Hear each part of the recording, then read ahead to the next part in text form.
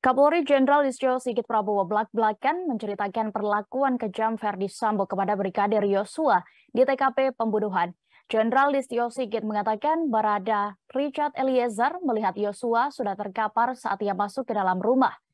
Dari pengakuan yang ia dapat, Barada E melihat Brigadir J sudah bersimbah darah di hadapan Irjen Verdi Sambo. Saat itu, bahkan mantan Kadif Propam Polri itu disebut dalam posisi memegang senjata.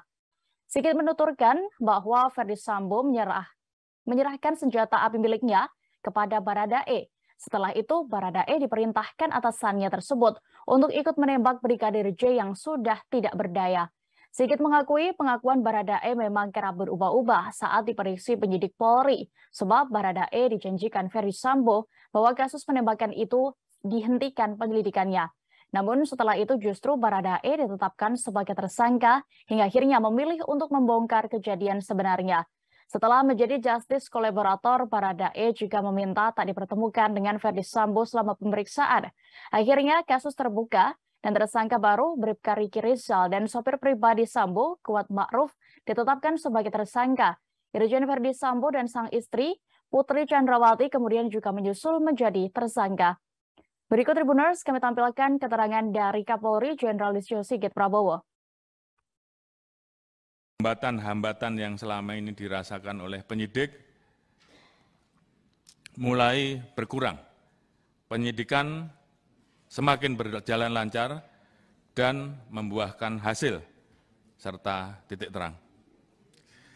Tanggal 5 Agustus, Richard ditetapkan tersangka atas laporan dari pengacara almarhum Joshua.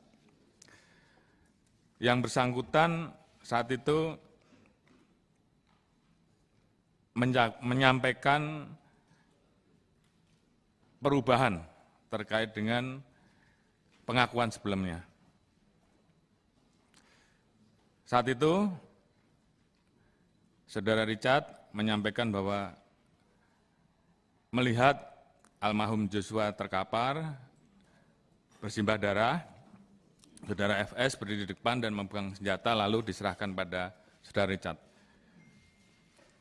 Saat itu, tim sus melapor kepada saya dan saya minta untuk menghadapkan Saudara Richard secara langsung.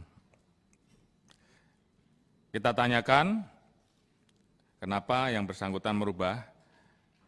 Ternyata pada saat itu Saudara Richard mendapatkan janji dari Saudara FS akan membantu melakukan atau memberikan SP3 terhadap kasus yang terjadi. Namun ternyata faktanya. Terima kasih sudah nonton. Jangan lupa like, subscribe, dan share ya.